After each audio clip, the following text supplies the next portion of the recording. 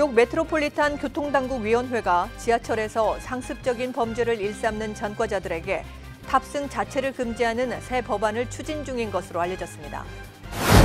뉴저지주 시 타운 정부들은 앞으로 서류 미비자들의 체포, 추방 계획이 시행되더라도 이에 협조하지 않겠다고 발표했습니다. 도널드 트럼프 미국 대통령이 지난 24일 김정은 북한 국무위원장에게 매우 우호적인 편지를 보냈다고 밝혔습니다. 이에 따라 트럼프 대통령이 일본에서 열리는 G20 참석 직후 한국 방문을 계기로 북미 정상의 깜짝 만남이 DMZ에서 성사되는 것이 아니냐는 관측도 나오고 있습니다. 15개월로 예정됐던 뉴욕 L 열차 터널 공사 기간이 단축될 것으로 보여집니다. 미 초, 중, 고교 과정에서 한국 전쟁의 의미를 중점으로 교육할 수 있는 자료집이 처음으로 출간됐습니다.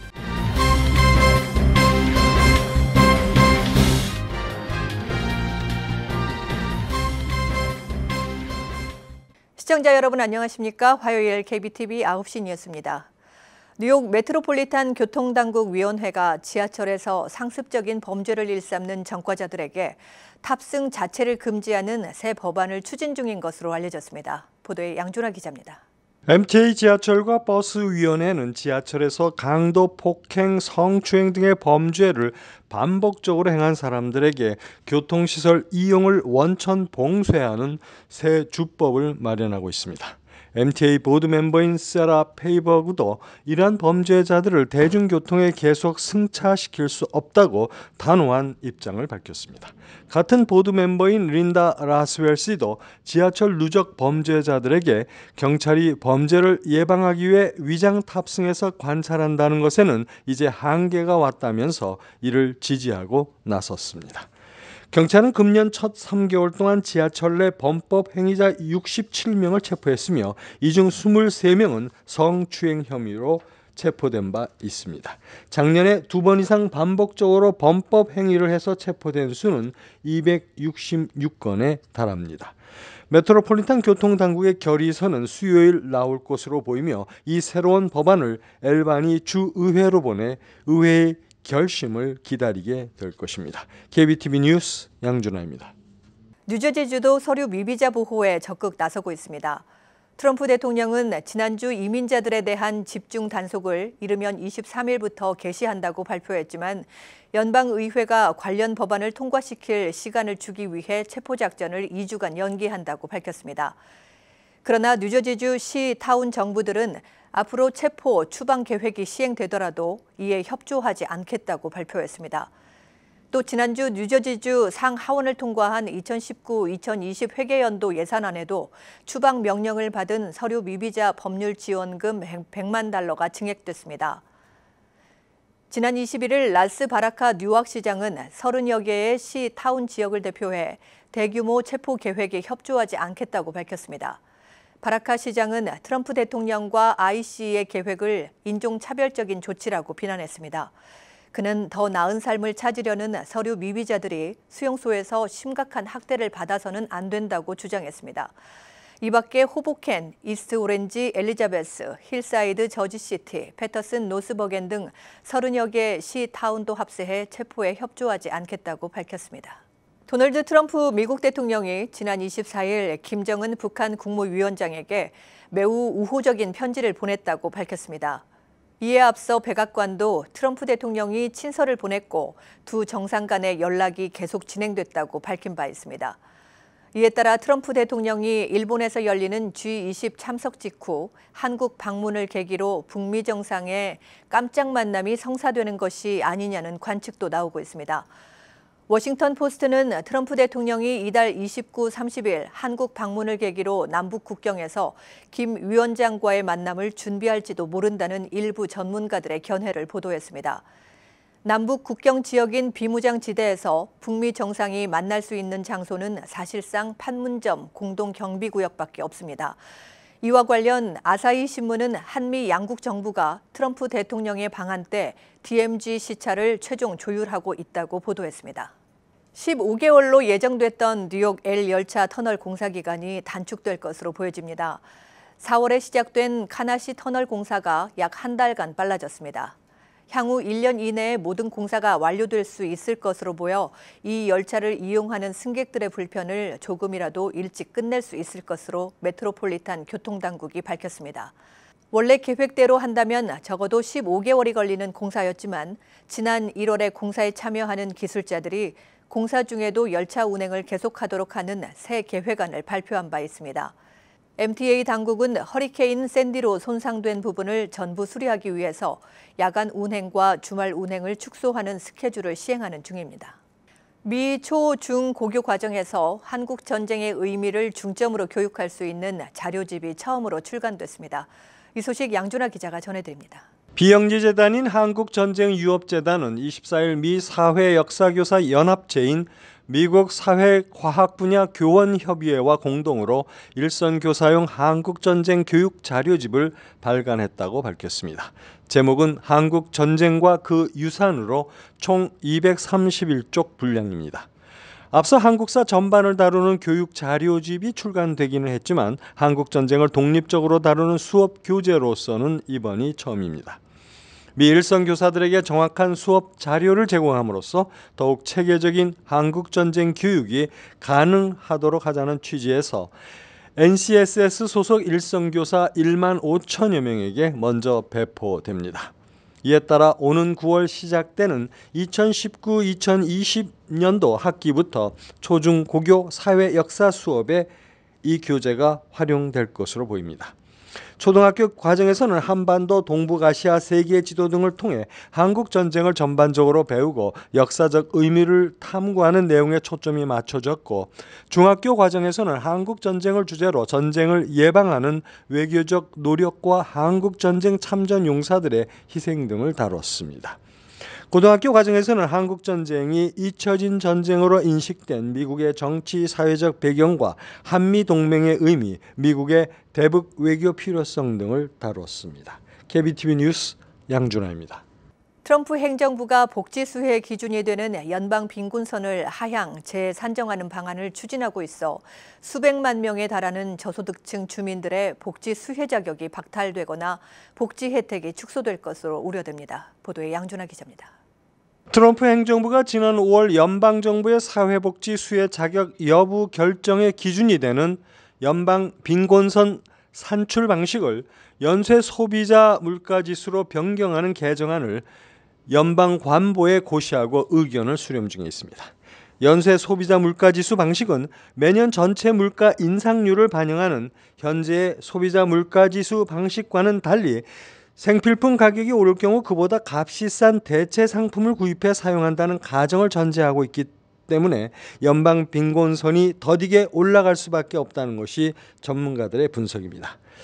만약에 이 개정안이 시행된다면 현재 1인 가족 기준 12,490달러인 연방 빈곤선이 10년 뒤에는 현재보다 오히려 2% 낮아지게 되며, 이렇게 되면 복지 프로그램 수혜 자격 기준도 현재보다 2% 낮춰질 수밖에 없어 현재 공공복지 수혜를 받고 있는 저소득층 주민 수백만 명이 수혜 자격을 잃게 됩니다.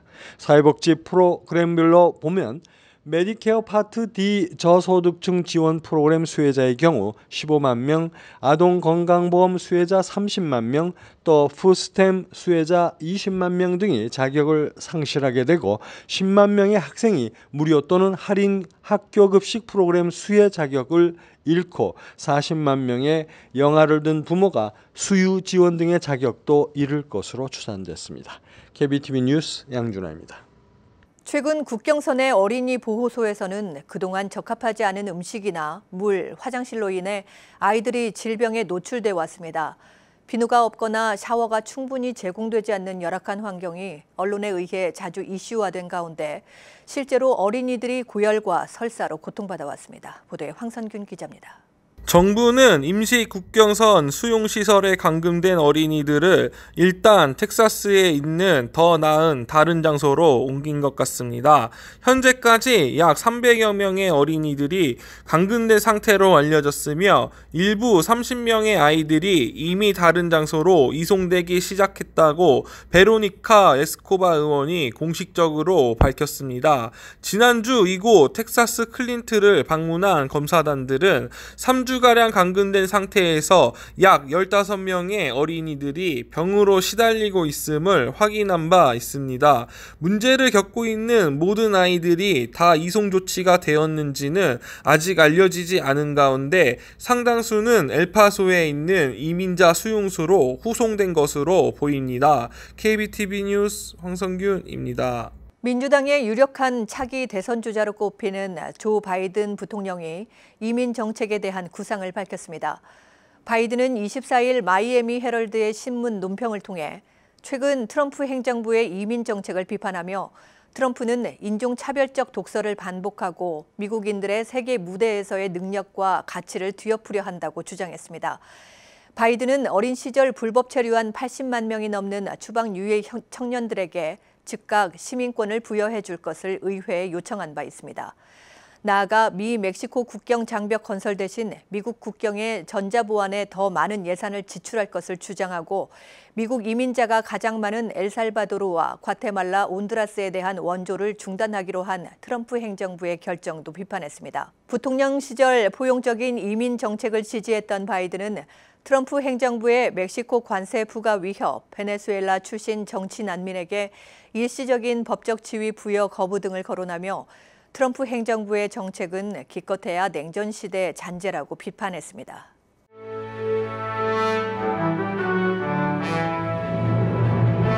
사건 사고입니다. 지난주 브루클린에서 발생한 총격전 현장에서 빗나간 총을 맞고 중상을 입은 11살의 소년 제임스 그랜트가 결국 다리를 쓸 수 없는 불구자가 됐습니다. 그랜트는 지난 목요일 아버지가 머리를 깎는 이발소 앞에서 놀다 가슴에 총상을 입고 병원 치료를 받고 있습니다. 그랜트의 아버지는 이발소에서 총소리를 듣고 밖으로 나갔더니 아들이 피를 흘리며 쓰러져 있었다고 밝혔습니다.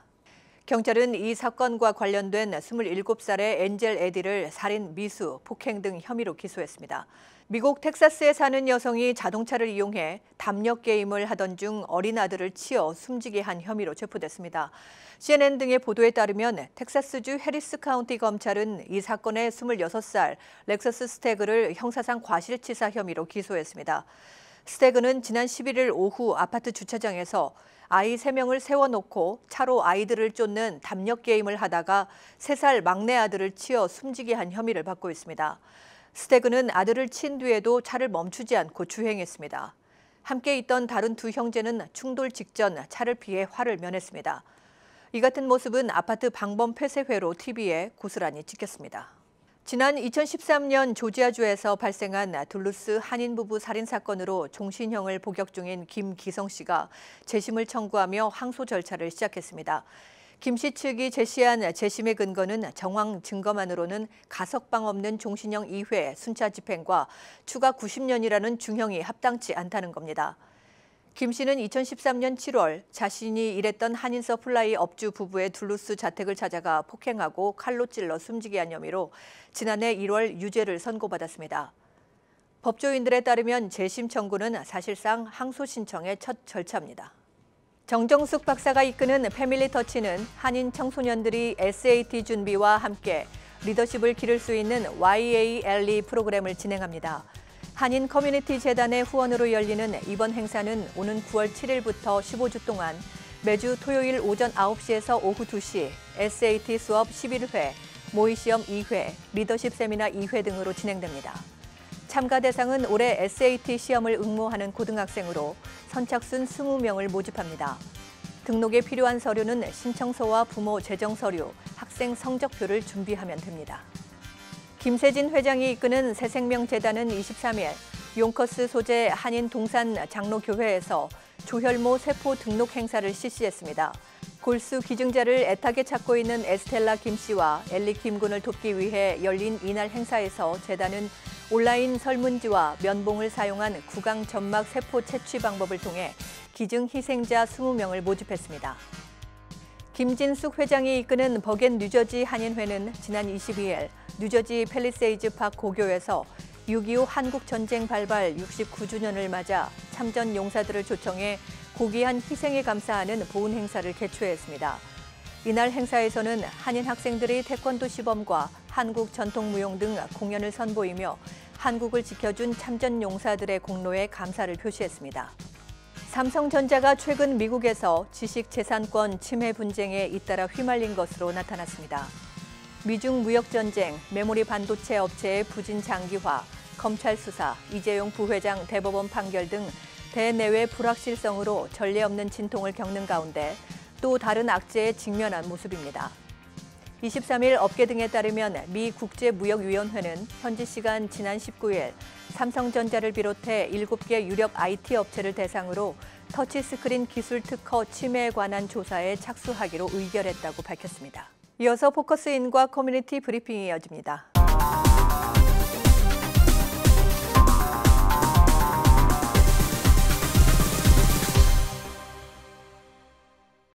네, 지난 시간에 이어 오늘 이 시간에도 펠팍 한인유권자협의회 권영만 회장을 모시고 올 11월 그 본선거를 치르는 필승 전략에 대한 이야기 나눠보도록 하겠습니다. 안녕하십니까? 안녕하세요. 네. 반갑습니다. 네, 이번에 이제 11월 본선거 이제 앤드민 후보와 비에트리 후보의 어떤 당선 가능성에 대한 이야기를 하고 싶습니다. 예. 이제 굉장히 중요하잖아요. 민주당이 굉장히 또 강세이기도 하고 네. 어떻게 보십니까? 당선 가능성은?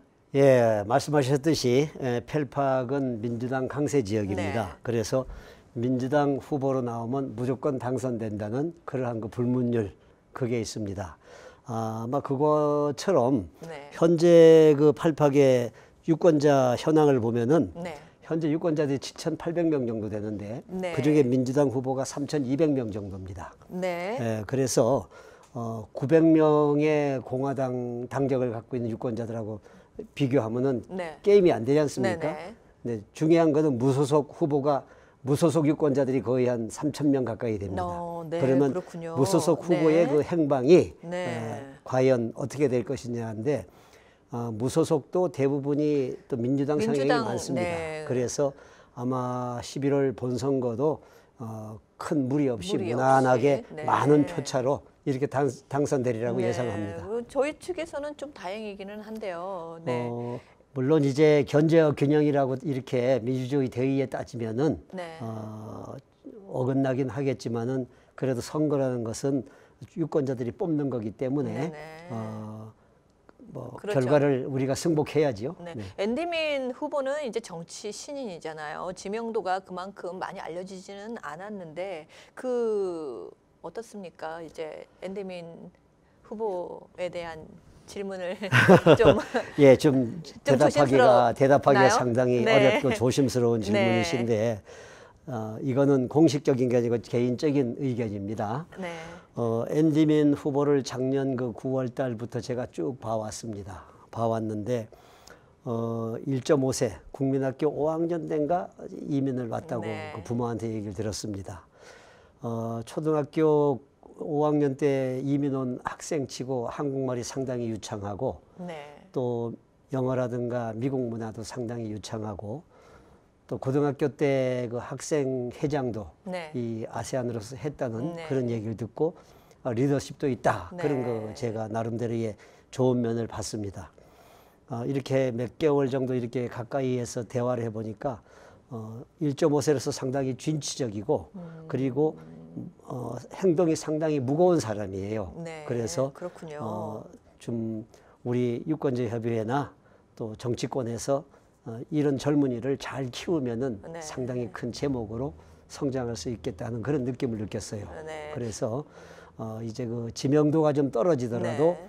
어느 누구나 처음에는 지명도가 떨어지잖아요. 그렇죠. 예를 들어서 에지오로의 김진환 후보 네. 시장 후보로 나왔다가 아깝게 어제 총 22표 차이로 네. 졌지만은 그 후보를 봤을 때에 그러한 젊은 후보들을 우리가 자꾸 지원하고 키워줘야 됩니다. 네. 거기에 우리 앤드민 후보도 같이 이렇게 들어간다면은 펠팍을 위해서 또 우리 한인 사회로 상당히 네. 좋은 제목으로 성장하리라고 네. 봅니다. 그렇게 본다면 이제 앤드민 후보의 당선을 위해서는 우리 한인들의 이제 적극적인 투표율이 굉장히 중요한데요. 이 유권자 협의회에서는 그 투표율을 높이기 위해서 네, 어떤 방안을 지금 구상 중에 계십니까? 예, 저희 유권자협의회에서는 항상 그 선거 때마다 하는 그 스텝이 있습니다. 첫째는 평소에는 항상 그 SNS를 통해서 선거 참여 의식이라든가 네. 정치 참여 의식 이런 걸 자꾸 고취해 줍니다. 한 달에 한두 번 정도. 네네. 그렇게 해서 우리 유권자협의회에 가입한 1,500여 팔팍 유권자들한테 한 달에 한두 번 꼭 이렇게 SNS를 통해서 알려드리고 그리고 선거가 임박하게 되면은 이제 후보자는 결정이 됐으니까 네. 투표를 열심히 하자는 그러한 캠페인을 벌립니다. 투표 참여 캠페인. 네. 그게 아침에 이제 버스 정류장 캠페인도 있고 또 가두 캠페인도 있고 네. 여러 가지 종류가 있습니다. 그래서 그러한 캠페인을 하나하나 함으로써 투표에 대한 그 경각심을 높이고 꼭 참여해야 되는 의식을 높이고 있습니다. 그래서 네. 그러한 방법으로 하게 되면은 금년 본선거도 상당히 좋은 투표율이 되리라고 봅니다. 네, 그렇게 하기 위해서는 우리 한인 유권자들에게 당부하고 싶은 말씀이 있다면요. 예, 우리 그 유권자들이 상당히 저는 어느 면으로 봐서는 고맙다고 생각합니다. 왜냐하면은 우리 펠팍의 한인 유권자 협의회가 2016년도에 만들어져 가지고 그때부터 네. 선거에 대한 의식이 많이 바뀌었습니다. 네. 그것은 뭐 우리 유권자 협의회의 노력만이라고 보기는 못하지만은 어쨌든 시기적으로 네. 투표를 꼭 해야 되겠다는 그러한 의식이 많이 고조됐고 또 거기에 우리 유권자협의회의 캐치프레이즈 투표가 밥 먹여줍니다. 기억하시죠? 네, 네, 그럼요. 예, 바로 그것을 우리가 적극적으로 홍보함으로써 주민들의 투표 의식을 좀 끌어올려야 됩니다. 네. 그것이 첫째 목적이고 또 우리가 투표를 왜 해야 되느냐 묻는 사람이 있어요. 투표는 어떠한 경우라도 해야지만은 우리 네. 2세들을 위해서 2세들이 이 나라에서 제대로 발을 뻗고 살기 위해서는 우리가 투표를 해줘야만 됩니다. 그것이 바로 정치인들의 한테 미치는 영향이 큽니다. 네. 그리고 2세들이 그렇게 발판을 우리가 튼튼하게 해줌으로써 정치인도 나오고 기업에서 승진도 잘하고 여러 가지 면으로 네. 봐서 좋습니다. 내년 4월 달부터 이제 그 10년마다 한 번씩 실시되는 센서스가 실시됩니다. 네. 그 센서스에 여기저기서 지금 참여하자는 네. 그런 캠페인이 서서히 일어나고 있는데 네. 뉴저지도 저지난주에 센서스 추진위원회가 구성됐습니다. 네. 그래서 우리 유권자 회부의 운영위원들이나 또 이런 분들도 적극적으로 참여해가지고 캠페인을 하기로 네. 이렇게 돼 있고 그래서 그 센서스에는 누구나 참여해가지고 네. 우리 한국 코리안 아메리칸이 또 미국에 살고 있는 한국 사람이 몇 명이 네. 되는가 그게 중요합니다. 그래서 그것을 정확하게 함으로써 우리가 예산 배정이라든가 네. 모든 그 권리 의식이 한창 높아집니다. 네. 그래서 내년 4월에 있을 센서스에 미리미리 이렇게 참여할 수 있도록 우리 주민들은 좀 기억을 네. 하고 계셔야 됩니다. 네, 알겠습니다. 바로 네. 그것이 바로 우리의 힘입니다. 또한 6월 24일로 지금 예정되어 있는데 펠팍에 6천만 불이라는 거금의 그 교육 예산을 지금 네. 만들고 있잖아요. 학교 증개중 예산. 네네. 참 펠팍 생긴 이래로 최고 많은 금액인데 네. 이것을 교육위원들이 한마디로 겁도 없이 결정을 했습니다. 네.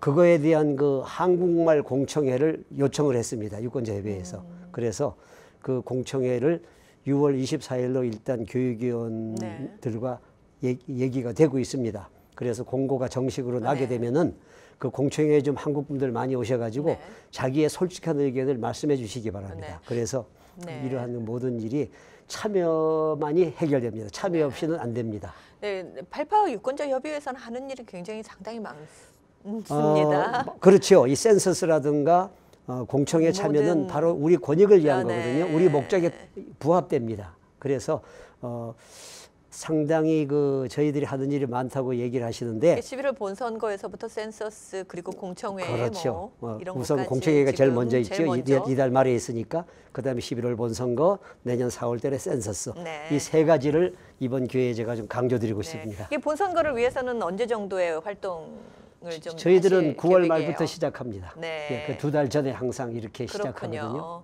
네, 투표가 밥 먹여줍니다. 안 먹여줍니다. 네. 투표가 네. 배부르게 합니다. 네, 고맙습니다. 자리 함께 해주셔서. 아이고, 감사합니다. 네. 이렇게 불러주셔서. 네. 네. 네, 지금까지 펠팍 한인유권자협의회 권영만 회장과 함께했습니다.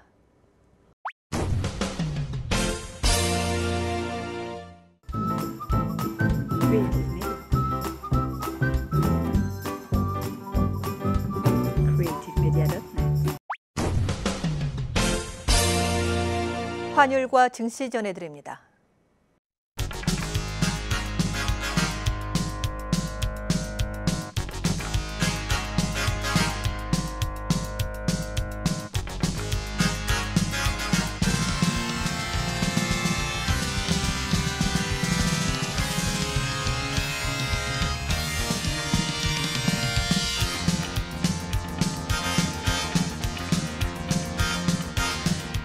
뉴욕과 뉴저지 날씨 전해드립니다.